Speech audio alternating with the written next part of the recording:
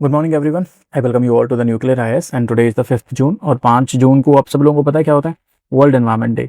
World environment day देखा अभी ना, जो एडिटोरियल एनालिसिस है या डेली द हिंदू न्यूज़पेपर पढ़ने का ये बेनिफिट होता है। आज पूरे के पूरे आर्टिकल के अंदर एनवायरनमेंट के बारे में भर भर के दिया हुआ, मतलब कि सारे के सारे एडिटोरियल और सारी की सारी न्यूज़ सारी एनवायरनमेंट के बारे में है। तो हमने क्या किया, एनवायरनमेंट की सारी न्यूज़ को देखा और उन अलग अलग पढ़ने की बजाय एक ही साथ एक ही धागे में पिरो के पढ़ लेंगे। तो जितनी भी बातें चाहे इंडिया की हैं चाहे ग्लोबल लेवल की हैं, उन सबको हम देखते हुए चलेंगे। सारे फैक्ट क्रिटिसिज्म सारी चीज़ों को अच्छे से देखेंगे। ठीक है, ये जो है काफ़ी इंपॉर्टेंट हो जाता है आपके जीएस पेपर 3 के लिए, क्योंकि जीएस 3 के अंदर एनवायरनमेंट डायरेक्ट आता है। और इस बार भी डेफिनेटली इसमें से कुछ ना कुछ आपको फॉर्डर मटेरियल जरूर मिल जाएगा, जिससे आप अपने मेंस की इंप्रूवमेंट कर सकते हैं। और धीरे धीरे पता है क्या, अपने को कई कई चीज़ें तो बार बार सुनते रहते हैं ना, जैसे गवर्नमेंट के इनिशिएटिव्स हो गए, तो अपने आप एग्जामिनेशन के अंदर रिकॉल आने शुरू हो जाते हैं। बस यही चीज़ आपको धीरे धीरे सीखनी है। अभी आप लोगों के पास टाइम है। देखिए, वर्ल्ड एनवायरनमेंट बेसलाइन वगैरह के बारे में देख लेंगे। 5 जून है, वर्ल्ड एनवायरनमेंट डे है, मस्त बढ़िया तरीका चल रहा है। अब इंडिया के बारे में चिंता करते हुए ऑथर ये बताते हैं कि इंडिया के अंदर 1/6 ऑफ द ह्यूमैनिटी रहती है, मतलब नियरली 18-20% के आसपास हमारे यहाँ वर्ल्ड की पॉपुलेशन है। And just 4% of the earth land India के पास है। और इस समय के ऊपर एक एंथ्रोपोलॉजिस्ट हैं एना सिंह बोलते हैं कि presently we are living in anthropocene era. अभी एंथ्रोपोसीन एरा के अंदर एना सिंह बोल रहे हैं इस वजह से नहीं रह रहे हैं, ये मतलब डिवीजन है उसके हिसाब से एंथ्रोपोसीन एरा में रह रहे हैं। लेकिन इसके फीचर्स क्या है? फीचर ये है भाई कि इस एंथ्रोपोसीन एरा का कि हम यहाँ पे एंथ्रोपोलॉजी है ह्यूमन की स्टडी करना, मतलब ह्यूमन एंथ्रो मतलब ह्यूमन आ जाता है यहाँ पे। तो यहाँ पे एंथ्रोपोसीन मतलब ह्यूमन इतना तगड़ा चल रहा है कि उसने अब एनवायरमेंटल डैमेज को इतना डैमेज करना शुरू कर दिया है, इतना ओवर पावर कर दिया है ह्यूमन ने, कि अब इन्वायरमेंटल डैमेज की वजह से इसके आसपास जितनी भी चीज़ें हैं सारी की सारी तबाह होती जा रही है। तो इंसान ना मतलब टिका हुआ नहीं है धरती के ऊपर, वो धरती को तबाह करने के लिए खुद ही आतुर हो रखा है। फिर इसके बाद कुछ फैक्ट हैं, फैक्ट के थ्रू बताते हैं कि इंडिया के अंदर कितनी बुरी हालत है भाई। इंडिया के अंदर जो इंडिया के सरकारी 870 मॉनिटरिंग स्टेशन हैं रिवर के ऊपर लगे हुए, उनमें से बताया गया कि 37% रिवर्स के अंदर हैवी मेटल्स का प्रेजेंस देखने को मिला है। अगर बात करें एयर की, तो एयर पोल्यूशन की वजह से 3 ईयर्स लाइफ एक्सपेक्टेंसी के कम हो गई है, मतलब कि जो पहले 3 साल ज़्यादा जीता था वो 3 साल कम जीता है। लैंड डिग्रेडेशन की वजह से इंडिया की nearly 30% of area got affected. Weather extremes की बात करें तो 88% ऑफ द ईयर, मतलब कि अगर हम बात करें लगभग 11 महीने के आसपास में, तो 11 महीने तक लोगों ने कुछ ना कुछ एक्सट्रीम वेदर ही देखा है। मतलब सर्दी की गर्मी, बारिश की गर्मी में, मतलब कड़कड़ाती हुई ठंड, कुछ भी मतलब उल्टी सीधी चीज़ें हो ही रही हैं वेदर के अंदर, कोई भी एकदम सेट पैटर्न नहीं है। फिर एक येल का सर्वे है, येल यूएसए की यूनिवर्सिटी है, उन्होंने सर्वे किया था और सर्वे साइज इनका मेरे हिसाब से इनफ नहीं है, पर फिर भी उन्होंने ये बताया कि ज़्यादातर लोगों ने डिसरप्शन बताया है हीट वेव्स का, कि इस साल जो है हीट वेव्स की वजह से बड़ा दिक्कत हुई है। और एग्रीकल्चरल पैस 60%, पावर आउटरेजेस 59%, वाटर पॉल्यूशन ये रहा, drought and shortages, air pollution 52%। So उन्होंने बताया कि इंडिया के अंदर इतने सारे लोग इतनी सारी प्रॉब्लम से जूझ रहे हैं। तो ये क्या, ये फैक्ट अपने को याद रखना है, ये वाला फैक्ट अपने को याद नहीं रखना। क्यों? क्योंकि येल यूनिवर्सिटी ठीक है अपना चलती है, यूएसए अपना चलाओ उसको, हमारे देशी डेटा होगा ना, हम उसी को मानेंगे। फिर अब ये थोड़ी सी इंपॉर्टेंट बात आ जाती है कि बोलते हैं कि 2026 का जो भविष्य है वो कैसा है। तो बोल रहे हैं, यूएसए ने बोला है, यूएसए के वेदर डिपार्टमेंट ने, कि इस बार अल्नीनो बहुत तगड़ा आएगा। अल्नीनो बहुत तगड़ा आएगा कि मतलब कि 82% चांसेस हैं कि अल्नीनो मई से जुलाई के बीच में आ जाए और 96% रहे और विंटर के अंदर 2026-27 तक। अब यहाँ पे क्या बोला गया कि जब भी अल्नीनो आता है उसकी वजह से इंडिया में जो बारिश है वो कम हो जाती है। जब बारिश कम होगी तो आपको पता है ना, इंडिया का अभी भी nearly 50% of the area is dependent on the rainfed. अगर मान लो ये एरिया रेनफेड के ऊपर डिपेंडेंट है और बारिश हुई ही नहीं, तो आप बताइए एग्रीकल्चरल आउटपुट कैसा हो जाएगा? एग्रीकल्चर गिर जाएगा। जब एग्रीकल्चर गिर जाएगा तो एग्रीकल्चरल प्राइसेस जो हैं वो बढ़ जाएंगी, और इसी को तो हम बोलते हैं फूड इन्फ्लेशन। अब हमारे लिए प्रॉब्लम क्या है कि एक तरफ तो फूड इन्फ्लेशन हमारे सिर पे बैठा हुआ है, फूड इन्फ्लेशन, दूसरी तरफ पे जो आपका वॉर हो रखा है ये इजराइल, ईरान, यूएसए, इस वॉर की वजह से जो ऑयल प्राइसेस हैं वो भी बहुत तगड़े तरीके से जा रही है। तो दोनों तरीके मिलके, और ऊपर से वेदर शॉक है ना, वेदर शॉक, ये वेदर है, इसकी वजह से बड़ी समस्या हो रही है। तो इंसानियत को बड़ा ही मतलब एकदम ऐसा असहाय में सा महसूस हो रहा है कि यार क्या किया जाए। ऊपर से मानसून का डेफिशिएट, बोल रहे हैं कि मानसून का डेफिशिएट है ना जो बिलो नॉर्मल रहेगा, ऐसा हमारे खुद की इंडियन मेटीरियोलॉजिकल डिपार्टमेंट ने वेरीफाई किया है। एग्रीकल्चरल इंपैक्ट सेम चीज़ यहाँ पे बताई गई है। अब जब मान लीजिए यहाँ पर रेनफेड एरिया है, बारिश नहीं हुई है तो लोग क्या करेंगे? ओवर एक्सट्रैक्शन करेंगे ग्राउंड वाटर का। फूड इन्फ्लेशन हमने ऑलरेडी देख लिया था। और ठीक है, मानसून इंडिया की 70% वाटर सप्लाई को होल्ड करता है, this is just an another fact. But main चीज़ क्या थी? मेन चीज़ आप लोगों ने समझ ली कि भाई बहुत ही तगड़ी समस्या आज इस वर्ष के अंदर लोगों को देखने को मिल सकती है। फिर और क्या बताते, और ये बताते कि भाई जो हम फॉसिल फ्यूल को बर्न करते हैं, जैसे कोल हो गया और आपका ऑयल हो गया, अब इसको बर्न करते हैं तो उसकी वजह से 0.95 मिलियन डेथ देखने को मिली है। और अगर वर्किंग आवर्स की बात करें तो 247 बिलियन वर्किंग आवर, मतलब कि जिस दौरान इंसान अनकंफर्टेबल फील कर रहा था उस समय पे उसे काम करना चाहिए था, लेकिन वो फील क्या कर रहा था, अनकंफर्टेबल, और बीमार हुआ पड़ा था, वो काम नहीं कर रहा था। तो ये बात हो गई। अब इसका सॉल्यूशन क्या है? सॉल्यूशंस की यहाँ से शुरुआत होनी शुरू हो जाती है। सॉल्यूशंस भाई सबसे तगड़े ये है कि भाई हमने वैसे तो एसडीजी के बारे में बात करते रहते हैं, अब किसी भी चीज़ के सॉल्यूशन के पीछे लगता है पैसा। अब पूरे विश्व की बात करें तो पूरे विश्व को चाहिए जनाब $4 ट्रिलियन अपने इस एसडीजी गैप को फुलफिल करने के लिए। एसडीजी गैप क्या होता है सर? मान लीजिए ये हमें अचीव करना है, ठीक है, और यहाँ पर अभी हम हैं, ये मतलब यहाँ पर मतलब है, ठीक है, तो ये है आपका गैप। इस गैप को फुलफिल करने के लिए कितना चाहिए? $4 ट्रिलियन, ठीक है, जिसमें से $2 ट्रिलियन तो किस चीज़ के लिए चाहिए जी? एनर्जी ट्रांजिशन के लिए। एनर्जी ट्रांजिशन का क्या मतलब होता है कि हम ना जो कन्वेंशनल सोर्सेज हैं, जैसे कि कोल हो गया, गैस हो गया, है ना, कन्वेंशनल सोर्सेज, हम चाहते हैं कि हम कन्वेंशनल सोर्सेज की बजाय हम शिफ्ट कर जाएं रिन्यूएबल सोर्सेज की तरफ में, रिन्यूएबल सोर्सेज, ठीक है। तो ये है एनर्जी ट्रांजिशन। तो बोले $4 ट्रिलियन में से $2 ट्रिलियन तो इसी चीज़ के लिए चाहिए, और डेवलपिंग नेशंस को चाहिए भाई $5 से $6 ट्रिलियन 2030 तक पहुँचते पहुँचते, ठीक है। तो बिल्कुल दीजिए उनको, ऐसा मतलब निकल के आया है। और बाकू लेट डाउन, बाकू क्या था? बाकू अजरबैजान के अंदर मीटिंग हुई थी भाई, तो वहाँ पे बोला गया कि लोगों को या मतलब डेवलपिंग कंट्रीज को सपोर्ट करना पड़ेगा डेवलप्ड नेशंस को। अब जब ये डेवलप्ड नेशन सपोर्ट करेंगे तो डेवलपिंग नेशंस को बहुत सारा पैसा चाहिए था, लेकिन उस पैसे में से दिया कितना जा रहा है? सिर्फ 300 बिलियन बाई 2035। अरे देखो यार, रिक्वायरमेंट कितनी है? रिक्वायरमेंट है 4 ट्रिलियन की, और ये कितना दे रहे हैं भाई? 300 बिलियन, मतलब कि एक मैसिव गैप इज देयर। तो अगर गैप ज़्यादा है, मतलब कि पैसा चाहिए लेकिन है नहीं, दे नहीं रही हैं डेवलप्ड नेशन, तो हमें क्या करना पड़ेगा? अपनी डोमेस्टिक फंडिंग की तरफ में सिर उठाना पड़ेगा। और हमें हमारी डोमेस्टिक फंडिंग के लिए क्या चीज़ देखनी पड़ेगी? अगर हम हमारी डोमेस्टिक फंडिंग को देखें तो भाई साहब ये कंपैरिजन दे रखा है, ज़बरदस्त कंपैरिजन है ये। कंपैरिजन क्या है जी? देखिए, इसमें सबसे पहली बात यहाँ पे दे रखी है, ठीक है, कि अगर हमें नेट जीरो अचीव करना है 2070 तक पहुंचते पहुंचते, तो हमें $10.1 ट्रिलियन की जरूरत है, जो कि इंडिया की फिलहाल की जीडीपी से 3 गुना ज़्यादा है। अब इससे क्या मतलब समझे? इससे ये मतलब समझ में आता है कि अगर हमें हमारे एसडीजी को अचीव करना है तो एसडीजी की अचीवमेंट हमारी इकोनॉमिक अचीवमेंट के साथ ही चलती है। अगर हमारी इकोनॉमी इंप्रूव नहीं हो पाई तो एसडीजी भी हम अचीव नहीं कर पाएंगे। 2030 तक हमारे जो एनडीसी हैं, नेशनली डिटरमाइंड हमारे कॉन्ट्रीब्यूशंस जो हैं, गोल्स जो हैं, तो यहाँ पर हमें चाहिए 162 trillion rupees, not dollar, rupees में, और देखा जाए तो 2.5 ट्रिलियन डॉलर हमें चाहिए हैं। 2.5 ट्रिलियन डॉलर माने कि 2.5% ऑफ द जीडीपी, हमारी जीडीपी का 2.5% और एक्स्ट्रा हमें बढ़ाते जाना है। मतलब जीडीपी को बढ़ाना हमारी एकदम मजबूरी सी हो गई है, अगर ये नहीं बढ़ा तो दिक्कत हो जाएगी।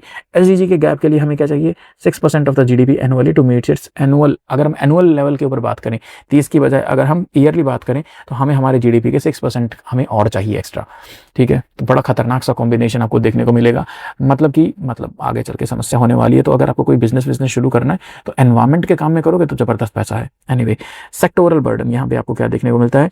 सेक्टोरल बर्डन का मतलब आता है कि भाई यहाँ पे अलग अलग सेक्टर है, जैसे कि स्टील हो गया, सीमेंट हो गया, पावर हो गया, ठीक है, उनको कितना पैसा चाहिए है कि वो इस अनकन्वेंशनल सोर्सेज को छोड़कर, मतलब कन्वेंशनल सोर्सेज को छोड़कर वो रिन्यूएबल एनर्जी की तरफ शिफ्ट हो जाएं। दे रिक्वायर $467 बिलियन उनको चाहिए है, $54 billion annually, 1.3% of the GDP. अभी हमने क्या देखा था यार? 6% ऑफ द जीडीपी हमें चाहिए एनुअली, है ना। अभी आपने इफेक्ट देखा था ये वाला, ये इंपॉर्टेंट है बस, ठीक है। 6% एनुअली चाहिए, और इन सेक्टर्स को कितना चाहिए? 1.3% ऑफ जीडीपी। मतलब यार बहुत तगड़ा हिसाब किताब होने वाला है। अब इंडिया ने इसका जुगाड़ करना कैसा शुरू किया? इंडिया ने बोला भाई हमें चाहिए डेट, तो एक काम करते हैं, डेट के लिए ना बॉन्ड निकालना शुरू कर देते हैं, ठीक है। तो इंडिया ने बॉन्ड निकाले, $55.9 बिलियन के हमने बॉन्ड निकाल दिए, और ये 2024 में निकाले, जो कि 2021 से 186% का राइज हमें देखने को मिलता है। और green debt market is make up to the 83% of this, ठीक। अब और देखते हैं कि पैसा और जुगाड़ कैसे आएगा। एक तो आ गया डेट, है ना, कर्जा ले लिया, मान लो गवर्नमेंट ने बोल दिया कर्जा फैसिलिटेट कर दिया। दूसरा है सोवरन ग्रीन बॉन्ड। सोवरन कौन होता है? मतलब ये जो बॉन्ड है, these bonds are been issued by the government of India. तो ये है सोवरन ग्रीन बॉन्ड। सोवरन माने किसी देश के लिए, ठीक है, तो इनको हम सोवरन ग्रीन बॉन्ड बोलते हैं। सोवरन ग्रीन बॉन्ड के अंदर $470 बिलियन इशू किया गया है। देखो, इशू ये से आरबीआई करती है from the side of the government. Then sustainability linked bonds, then transition finance. ठीक है, फाइनेंस क्या होता है? लोन देना एक तरह का। इंफ्रास्ट्रक्चर इन्वेस्टमेंट ट्रस्ट, ये इकोनॉमी में आपने पढ़ा होगा कि इंफ्रास्ट्रक्चर बिल्ड करने के लिए एक ट्रस्ट का निर्माण कर दिया जाता है, सारे लोग उसमें पैसा डालते हैं, फिर ये एक प्रोजेक्ट के अंदर पैसा लगाता है, फिर इस प्रोजेक्ट से जो प्रॉफिट आता है वो अपने सभी शेयर होल्डर्स के बीच में डिस्ट्रीब्यूट कर देता है, तो उनको बोलते हैं इंफ्रास्ट्रक्चर इन्वेस्टमेंट ट्रस्ट। अब क्या बात की गई है कि इन सारे तरीकों से जुगाड़ करके एक पब्लिक फंड बनाया जाएगा $100 मिलियन का। अब इस फंड में से पैसा दिया जाएगा लोन के लिए।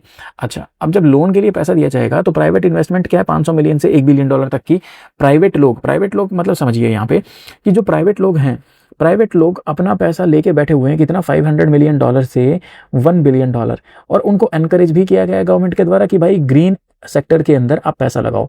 लेकिन प्रॉब्लम क्या है? इन प्राइवेट प्लेयर्स को डर है, इनको ये डर है, यहाँ पे गवर्नमेंट भी आती है, गवर्नमेंट भी हेल्प करती है, लेकिन यहाँ पे इन प्राइवेट प्लेयर्स को सबसे ज़्यादा डर ये है कि भाई हमने फाइनेंस कर दिया, हमने लोन दे दिया ग्रीन सेक्टर को, लेकिन ग्रीन सेक्टर चुका नहीं पाया तो क्या करेंगे?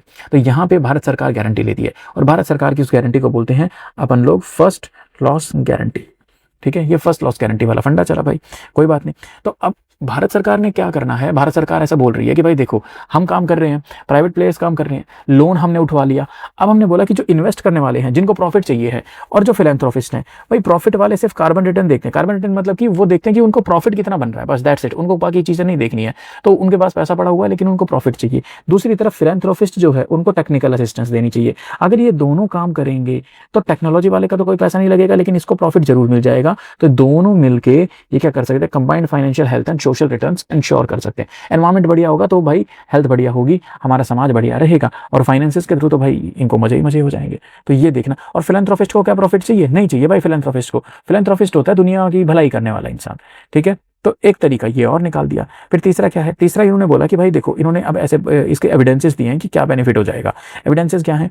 एक कोल्हापुर फाउंड्री बोलते हैं जहाँ पे मेटल को पिघलाया जाता है, तो बोले कि कोल्हापुर की फाउंड्री के अंदर जो है वो आयरन को पिघलाया जाता था और उसका एक्सपोर्ट किया जाता था, एंड इसकी वजह से 27,000 जॉब वहाँ पे काम करती थी। अब इन्होंने बोला कि अगर ये रिन्यूएबल की तरफ शिफ्ट हो जाएंगे, अगर ये रिन्यूएबल की तरफ शिफ्ट नहीं हुए तो due to the environmental problem ये बंद करना पड़ेगा।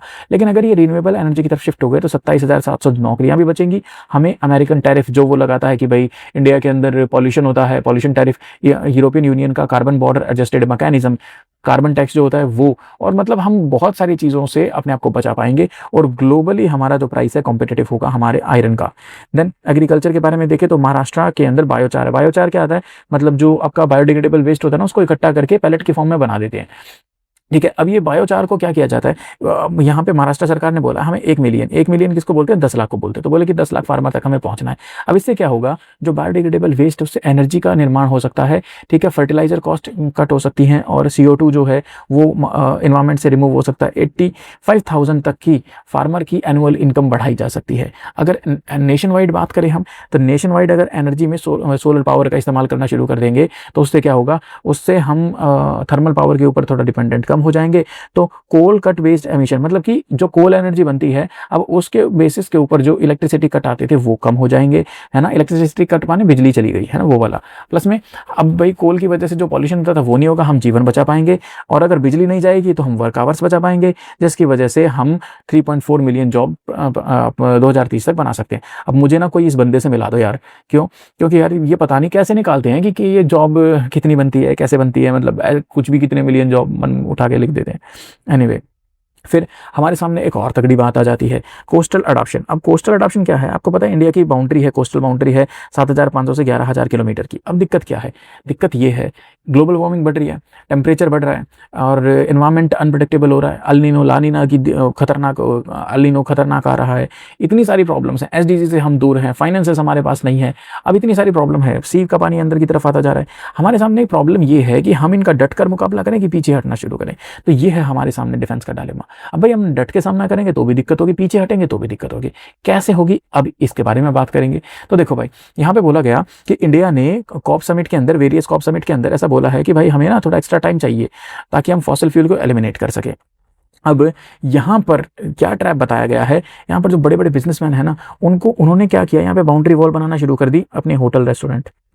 बनाना शुरू कर दिए ताकि वहाँ का इकोनॉमिक डेवलपमेंट हो सके। And this is a dangerous trap. क्यों भाई, अगर यहाँ का इकोनॉमिक डेवलपमेंट हो गया ना, तो अगर कल को कोई तबाही आई तो सबसे ज़्यादा नुकसान इस जोन में हो जाएगा, सबसे ज़्यादा नुकसान इस जोन में हो जाएगा। मतलब जितना इकोनॉमिक डेवलपमेंट हो रखा होगा, फटका लगेगा बहुत तगड़े वाला। तो इसी को ऑथर ने बोला है डोमेस्टिक ट्रैप। ठीक है, फिर हमारे ऑथर बताते हैं ग्रे वर्सेस ग्रीन इंफ्रास्ट्रक्चर में फ़र्क।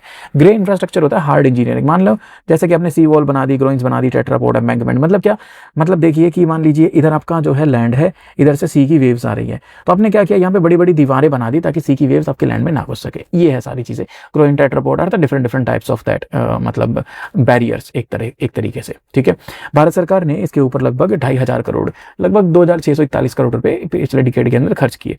अब इससे प्रॉब्लम क्या होती है? प्रॉब्लम ये होती है जहाँ पे दीवार बनी है वहाँ तो बच गए, वहाँ के लोग तो बच गए, लेकिन फिर ये एनर्जी कहीं तो जाएगी, तो फिर ये एनर्जी साथ के एरिया के अंदर जाएगी और साथ वाले एरिया को डिस्ट्रॉय करके रख देगी। ठीक है, ऐसा एग्जांपल हमें केरला में देखने को मिला है। स्पेसिफिक साइट बच तो गई, लेकिन कोस्टल इरोजन जो एडजेसेंट एरिया के अंदर था वो बहुत ज़्यादा एक्सेलरेट हो गया, बहुत ज़्यादा बढ़ गया। इसका हम सॉल्यूशन कैसे निकाल सकते हैं? सॉल्यूशन निकाल सकते हैं एनवायरमेंटल बेस्ड। ठीक है, एनवायरमेंटल बेस्ड सॉल्यूशन कैसे निकलेगा ये देखिए। आप लोगों को पता है कि कोस्टल एरिया के अंदर अगर हम mangrove, sea grass, coral reefs लगा दें तो उससे क्या होगा, पानी का जो तेजी से जमीन के अंदर आता है, तो तेजी से पानी के जमीन के अंदर आने में मैंग्रोव्स जो है एक तरह से एक फर्स्ट नेचुरल बैरियर का काम करते हैं, शील्ड का, बायो शील्ड की तरह में काम करते हैं। तो ये हमें देखने पर मिलेगा। लेकिन कमाल की बात क्या है कि नेशनल कोस्टल मिशन ने इस बजट को आधा कर दिया, आधे से भी कम, 195 करोड़ से जस्ट 50 करोड़ के ऊपर लेके आ गए। ठीक है, अब आपको ये देखने को मिलेगा कि डिस्पाइट ऑफ दिस, यहाँ पे भीतरकनिका के अंदर वहाँ के जो लोकल लोग हैं उन्होंने क्या किया, वहाँ के जो उन्होंने वुमेन्स ने 18,000 वुमेन्स ने 4600 हेक्टेयर के अंदर ये मैंग्रोव्स के पेड़ लगाए सुंदरबन के आसपास के एरिया में। जिससे क्या हुआ, जो भी साइक्लोन वगैरह थी, जैसे कि साइक्लोन दाना था, वो भीतरकनिका उड़ीसा में जगह है, भीतरकनिका नेशनल पार्क भी है, तो वहाँ पे जब जैसे आया ना, जैसे मैंग्रोव्स आया, साइक्लोन आया, तो मैंग्रोव्स ने रोक लिया उसको। ठीक है, ब्लंट कर दिया। ब्लंट माने जैसे तीखी नोक लेके आ रहा था ना, तो काट दिया उसकी तीखी नोक को, चाहे साइक्लोन अम्फास आ गया, यास आ गया। और इसके अलावा उन्होंने मैंग्रोव्स को, ये बहुत इंपॉर्टेंट है, वहाँ पे हनी और क्रैब फार्मिंग की वजह से उनकी इनकम भी इंप्रूव हो गई। तो एब्सोल्युटली जेम केस स्टडी है ये, तो बिल्कुल याद रखना है भाई इसको। देन माल अडेप्टेशन ट्रैप। माल अडेप्टेशन ट्रैप का क्या मतलब होता है? माल अडेप्टेशन ट्रैप का ये मतलब होता है कि भाई हमने क्या किया, बैरियर बना दिए, और बैरियर बनाने की वजह से क्या हुआ, just give me a second, हमने ये बैरियर बनाने की वजह से क्या हुआ, हमने एक जगह के ऊपर हमने क्या किया, हम हार्ड इंफ्रास्ट्रक्चर बनाया और हमें लगा कि हमने कुछ समय के लिए टाल दिया है, लेकिन इससे इनइक्वालिटी और बढ़ गई है। हमें लगा हमने अडाप्ट कर लिया है, लेकिन हमने अडाप्ट नहीं किया, हमने घटिया अडाप्ट किया, बहुत ही बेकार, मतलब अच्छा नहीं होता, जिसकी वजह से डिजास्टर और ज़्यादा वर्सन हो गया है, इनइक्वालिटी और ज़्यादा बढ़ गई है। यहाँ पे 3 केस स्टडीज़ दी गई है। पहला दिया इन्होंने नाइजीरिया का, तो बोले नाइजीरिया के पास में समंदर पड़ता है, तो उसकी तरफ से ग्रेट वॉल ऑफ लेगोस बनाई। ग्रेट वॉल ऑफ लेगोस के पीछे अमीर लोगों के घर थे, ये तो बच गए। ठीक है, लेकिन जो टाइडल एनर्जी है वो आसपास के एरिया के अंदर, जैसे मैंने बताया था ना, साइड के एरिया में जाएगा, तो वहां पे जाके जैसे अल्फा बीच वगैरह है, वहां पे बहुत तगड़ी तबाही मचाई इन्होंने। फिर बात करेंगे हम वियतनाम की। जो वियतनाम है, वियतनाम के अंदर क्या हुआ, वियतनाम के थ्रू मैकोंग रिवर होकर गुजरती है। ठीक है, उसका नेमोनिक है लिम्का टीवी करके। तो वियतनाम, लाओस, कंबोडिया, थाईलैंड, इसके थ्रू में मैकोंग रिवर गुजरती है, चाइना से ओरिजिनेट होती है मैकोंग रिवर। तो वो जो मैकोंग रिवर है, मैकोंग रिवर के इधर इन्होंने क्या बना दिया, बाउंड्री बनानी शुरू कर दी, इधर बहुत तगड़ी वाली बाउंड्री बना दी। ठीक है, जिसकी वजह से मैकोंग रिवर के अंदर से राइस फील्ड को तो प्रोटेक्ट कर लिया, लेकिन जो उसका डेल्टा है वो ज़्यादा तेजी से धंसना शुरू हो गया नीचे की तरफ में। ठीक है, क्यों? Then the sea is rising, it's sink faster than the sea rise. तो ये एक प्रॉब्लम देखने को मिली वियतनाम में। फिर हमें देखने को मिला इंडिया और नेपाल के अंदर। इंडिया नेपाल में हमने 1954 में कोसी का वो किया था, अरेंजमेंट किया था। पर यहाँ से बात समझो, ये रिवर है, रिवर के इधर हमने बाउंड्री बना दी, ऊंची बाउंड्री बना दी। अब कोसी रिवर की इरोजनल पावर बहुत तगड़ी है, ये अपने नीचे है ना सेडिमेंट छोड़ती रहती है, सेडिमेंट छोड़ेगी तो इसका वाटर लेवल घट जाएगा। तो मान लो क्रॉस सेक्शन के एरिया में देखा कि मान लो रिवर ऐसे आ रही है, अब यहाँ पे सेडिमेंट कर दिया, इकट्ठा कर दिया, अब पानी ऊपर ही तो जाएगा ना, पानी ऊपर जाएगा तो फिर फ्लड लेके आएगा, एंड कैटास्ट्रॉफिक फ्लड आएंगी ही आएंगी। तो ये इंडिया और नेपाल की आपको एक मतलब, हमने तो अपने आसपास के एरिया को बचाने के लिए क्या बनाई थी, रिवर के चारों तरफ में वॉल्स, लेकिन इस वॉल्स की वजह से क्या हुआ, हमने फ्लड लेके आ गए। तो ये एक मेजर प्रॉब्लम है। देन अब यहाँ पे managed retreat versus the third way के बारे में बात की गई है, इंपॉर्टेंट है। मैनेज्ड रिट्रीट क्या है आपको बात बताता हूँ, मस्त वाली बात। यहाँ पे जो वेल्दी लोग हैं, जो यहाँ पे हम देखेंगे, ठीक है, मैनेज्ड रिट्रीट नामक जो शब्द है वो आपको UNIPCC में देखने को मिलेगा, पर वो बेकार है, बहुत ही डीपली फ्लॉड है। Why? Let me tell you here. जो ग्लोबल नॉर्थ है, अर्थात जो अमीर देश हैं, वो क्या करते हैं, USA है, मान लीजिए USA की लैंड है ना, इसको ऐसे नहीं बनाएंगे, इसको ऐसे बनाएंगे। यहाँ पे सी है और यहाँ पे लोगों के घर हैं। अब क्या हुआ, सी लेवल बढ़ गया, घरों के अंदर घुसना लग गया और मान लो तूफान वूफान आ गया। तो इनको पहले USA क्या करती थी, रिपेयर के लिए पैसा दिया करती थी। अब इन्होंने क्या बोला, हम रिपेयर के लिए पैसा वैसा नहीं देंगे, आप एक काम करो, आपके घर की वैल्यू डाउन हो गई क्योंकि यहाँ पे हर दूसरे तीसरे महीने तबाही आती रहती है, तो ये हमें बेच दो, ठीक है। तो instead of giving them the hazard mitigation grant, जो USA की सरकार है उनका घर खरीद लेती है, उनको बोलते हैं कहीं और जाके रहो, जाओ, ठीक है, हमने इस घर को खरीद लिया। यूके क्या करती है, यूके मैनेज्ड रीअलाइनमेंट करती है। ये बड़ा तगड़ा है यूके का, यूके USA से ज़्यादा होशियार है, बताता हूँ कैसे। देखिए यूके वाले ने क्या क्या करना शुरू किया, यूके का तगड़ा कांड बचाया इन्होंने किया कि जैसे मान लो यूके है, यूके के साथ में भी सी लाइन है, तो मान लीजिए जैसे इधर है उनका land, there is a land, और इधर है उनकी सी लाइन, और इधर उन्होंने बना दी बड़ी बड़ी वॉल। अब जितनी बार टाइट आएगी उतनी बार इसकी वॉल को धक्का मारेगी, तोड़ेगी, और यहाँ के लोगों को बहुत तगड़ा डर लगा रहेगा लैंड के ऊपर। अब यहाँ पे जो अपनी इनकी फील्ड वगैरह है तो उसकी वैल्यू गिर गई। अब ये USA की तरह भी कर सकते थे कि इस ज़मीन को खरीद लिया, ठीक है, लेकिन ये क्या करते हैं, ये इनकी ज़मीन को खरीदते भी हैं, लेकिन इसमें से इस दीवार इतना तोड़ दिया, फिर यहाँ से इतना तोड़ दिया, फिर यहाँ से इतना तोड़ दिया, और उनको बोल दिया कि जाके पीछे रहो भाई सिटी के, और जो पूरी दीवार है वो यहाँ पे सिटी पे बना दी। अब क्या हो गया, अब ये बन गया wet area, wet marshy area. इस मार्शी एरिया के थ्रू देखो, अब ये टूटी हुई तो है, मतलब पूरी नहीं तोड़ी। अब यहाँ से क्या हुआ, जैसे जैसे टाइड्स आएंगी, कोई भी साइक्लोन आएगा तो वो यहाँ पे रुक जाएगा, फिर हल्का हल्का हल्का होता होता हुआ वहाँ तक पहुंचेगा। तो ऐसे काम करता है यूके। तो यूके का मैनेज्ड रीअलाइनमेंट है, और यूके ऐसा कर पा रहा है क्यों, क्योंकि पैसा है भाई यूके के पास में। न्यूजीलैंड क्या बोलता है, रेड जोन एरिया बोलता है घर वर मत बनाओ, तो दे कैन डू, उनके पास पैसा है तो वो अफोर्ड कर सकते हैं। बात करें इंडिया की, इंडिया के अंदर क्या हालत है भाई, इंडिया के अंदर अगर हम ये रीएलोकेशन करने की कोशिश करें तो किया, इंडिया के ओडिशा के अंदर किया, आपका सतभाया है, केंद्रापाड़ा डिस्ट्रिक्ट ओडिशा के अंदर सतभाया कम्युनिटी है, उनको उठा के लेके गए और वो सारे क्या बन गए, लैंड ओनर से डेली वेज लेबरर्स, दिहाड़ी मजदूरी करने वाले हो गए। पनामा के अंदर लोगों को इसी तरह रिएलोकेट किया, उनका कल्चरल क्राइसिस आ गया। तो समस्या बड़ी तगड़ी है। लेकिन थर्ड वे क्या होना चाहिए, थर्ड वे होना चाहिए हमारा कि इंडिया को अपनी इनलैंड सिटीज़ को रिसीवर सिटीज़ की तरह बिल्ड करना पड़ेगा। रिसीवर सिटीज़ माने अगर ये हमारी इंडिया है, इंडिया में यहाँ से कोई उठ के यहाँ पे आता है तो उसको ऐसा ना देखा जाए कि वो एक रिफ्यूजी है, इलीगल रिफ्यूजी है। उसे ऐसा देखा जाए कि भाई ठीक है, ये बड़े दुखी हुए यहाँ अपने एरिया को, अपने घर को छोड़ के आए हैं, एंड दो cities must provide them the, मतलब कि उनको एक इज्जत के साथ पेश किया जाए सारी चीज़ें, ठीक है।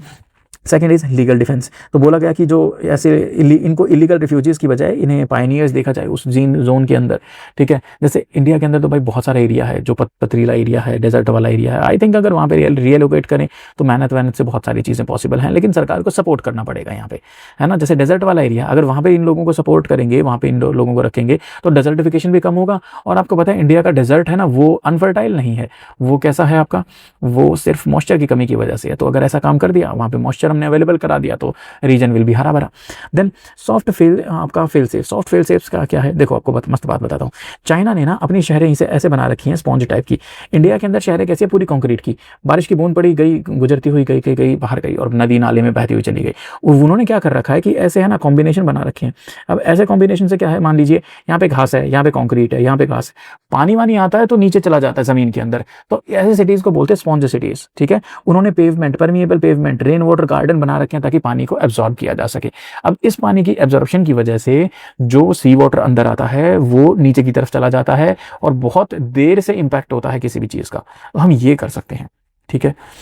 अब हमें ये चीज़ करने के लिए सबसे पहले डेटा चाहिए होगा, है ना, डेटा चाहिए होगा। अब डेटा हमारा क्या बताता है, डेटा बड़ा खतरनाक बताता है।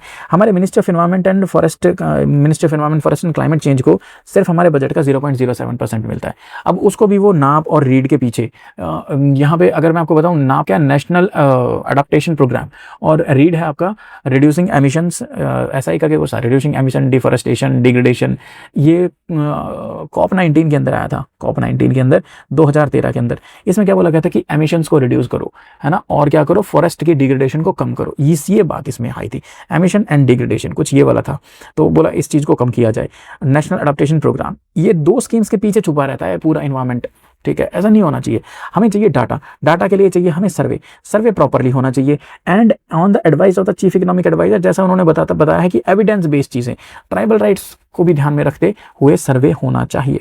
फिर हमें चाहिए पैसा। पैसे के लिए क्या हुआ? पैसे के लिए हमने एक तो देखा कि भाई भारत सरकार ने बोल दिया था कि भाई ठीक है, बॉन्ड इशू कर दिए थे, है ना, सॉवरेन ग्रीन बॉन्ड। यहाँ पे दूसरा आरबीआई ने क्या बोला है कि हम जो अगर आप ग्रीन एरिया के अंदर इन्वेस्ट करोगे या ग्रीन एरिया के अंदर अगर आप लोन दोगे, बैंकों को बोला, तो वो पीएसएल के अंदर काउंट होगा। पता है पीएसएल का क्राइटेरिया कितना है? 40%। ये सिर्फ एक एग्जांपल है कि 4,000 ऑफ एवरी 10,000 मतलब 40% वाला, ठीक है। फिर बोला गया कि भाई देखो, जो बैंक हैं, बैंक क्या करते हैं, बैंक अपने पास में ऐसा कुछ वेल्थ का फंड बना के रखते हैं कि भाई अगर अचानक से मार्केट क्रैश कर गई तो अचानक से लोगों को लोन देना पड़ेगा। तो उस लोन के लिए वो क्या करते हैं, बार बार उसको वहां पे जाके टेस्ट करते हैं कि कितना पैसा हमें अलग रखने की जरूरत है कि मार्केट क्रैश कर जाए तो हम लोन देके मार्केट को फिर से ऊपर उठा सकें।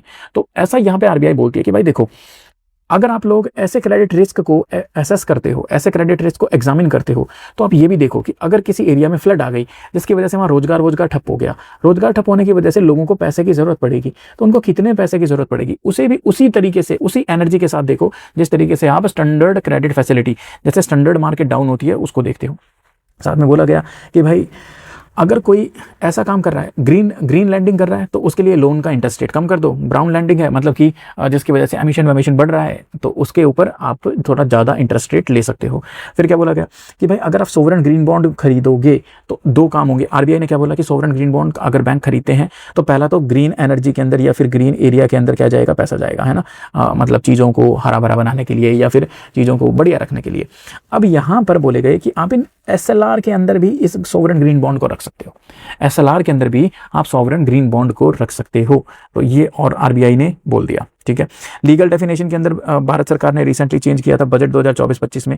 पहले ग्रीन और ग्रीन वॉशिंग के अंदर बड़ा प्रॉब्लम था। ग्रीन वॉशिंग पता है, it's a term used for the, जैसे मान लो जैसे सफेदी करते हैं ना, तो मान लीजिए किसी कंपनी ने एक दूसरा मुखौटा लगा रखा है, पहले पीछे वो कुछ और उल्टा काम कर रहा है, लेकिन फ्रंट के ऊपर क्या कर रहा है, फ्रंट के ऊपर वो ग्रीन वॉशिंग मतलब ये दिखा रहा है कि हम रिन्यूएबल एनर्जी के अंदर इन्वेस्ट कर रहे हैं, लेकिन बैकएंड के अंदर वो उल्टा काम कर रहे हैं, नुकसान कर रहे हैं, ठीक है। नेक्स्ट इसके अंदर बोला गया कि हमें कोस्टल डिफेंस को दोबारा से रीलेबल करना पड़ेगा, नेचर बेस्ड सॉल्यूशन, और आपका ईबीएस का मतलब होता है इकोसिस्टम बेस्ड कोस्टल अडॉप्शंस, और ecosystem based disaster risk reduction. ये लंबी चौड़े जार्गन की बजाय आपको क्या करना है, काम करना है, ठीक है। रिस्टोरेशन का काम नहीं करना, एडाप्टेशन के ऊपर ज़्यादा फोकस करना है। जैसे मिस्टी प्रोग्राम है मैंग्रोव्स को बढ़िया करने के लिए, तो ऐसा काम करना चाहिए कि जिससे अडाप्टेशन तेज़ी से बढ़े, ठीक है। और हमें क्या देखना है कि adaptation must be fully recognise to unlock the finance, मतलब कि चीज़ों को रिस्टोर करने के लिए पैसा दिया जाए, अडाप्टेशन के लिए भी पैसा दिया जाए, फाइनेंस दिया जाए। और ऐसा यूएन के मतलब उनके वहाँ पे भी बताया जाए अच्छे से, UN global goal on adaptation. फिर स्टेट लेवल कैपिटल एक्सेस, अब ये बहुत इंपॉर्टेंट बात आ जाती है। यहाँ पे बोलते हैं यूनियन गवर्नमेंट पैसा देगी, नाबार्ड पैसा देगी। तमिलनाडु और केरला जैसे स्टेट्स के अंदर इस पैसे से अच्छा काम भी हो रहा है, लेकिन एक लोकल रियलिटी के बारे में बात की गई। लोकल रियलिटी क्या है कि हम कितना भी दम लगा ले, अगर लोकल एरिया काम अच्छे से नहीं करेगा, अगर हम लोकल एरिया के हिसाब से अगर डिज़ाइन नहीं करेंगे, प्लानिंग नहीं करेंगे और उनके हिसाब से काम नहीं करेंगे, तो वो रिजल्ट वेस्ट हो जाएगा, ठीक है। चैनलाइज्ड जो फंडिंग है, फंडिंग तो सेंट्रलाइज्ड होगी, लेकिन क्लाइमेट अडाप्टेशन हमेशा लोकली ही होगा। इससे जैसे उड़ीसा के प्रोडक्ट कोस्ट कर सकते हैं। विदर्भ के अंदर ड्रॉट, अगर आप देखिए अब उड़ीसा में ड्रॉट को रोकने जाओगे क्या होगा यार, विदर्भ के अंदर मान लो कोस्ट, विदर्भ का तो कोस्ट लगता नहीं है, पर इसको देखना पड़ता है आपको, है ना, कि विदर्भ के अंदर ड्रॉट प्रूफिंग करने की जरूरत है, क्योंकि विदर्भ में सबसे ज़्यादा इम्पैक्ट होता है ड्रॉट का। इसी तरह रिजुविनेटिंग द हिमालयन स्प्रिंग, अगर हम हिमालयन स्प्रिंग को रिजुविनेट करेंगे तो पूरे इंडिया के अंदर पानी की एक्सेसिबिलिटी बढ़ जाएगी। तो हमें ऐसे लोकल एरियाज के ऊपर हमें लोकली चीज़ों को ध्यान में रखते हुए हमें सेंट्रलाइज्ड फंडिंग के थ्रू उन्हें रिवाइव करने की ज़रूरत है, हमें उनको रिस्टोर करने की तो ज़रूरत है ही है, लेकिन हमें उनको मिटिगेशन, अडाप्टेशन, सबसे ज़्यादा है अडाप्टेशन शब्द। तो यहाँ पे ऑथर ने अडाप्टेशन के बारे में बोला है, क्योंकि इतना पैसा नहीं है कि हम मिटिगेट कर पाएँ किसी चीज़ को, तो adaptation is the best possible way, लेकिन वो ऐसा होना चाहिए कि बफर जोन बना के हुए चले, बस। तो आज के सेशन के अंदर इतना ही था। कुल मिला के एनवायरनमेंट के बारे में लंबी चौड़ी कथा हमारी होती है यहाँ पर समाप्त, पर इंपॉर्टेंट था, कुछ चीज़ें बहुत ज़्यादा इंपॉर्टेंट थी। चलिए मिलते हैं नेक्स्ट सेशन के अंदर, तब तक के लिए हैव अ नाइस डे।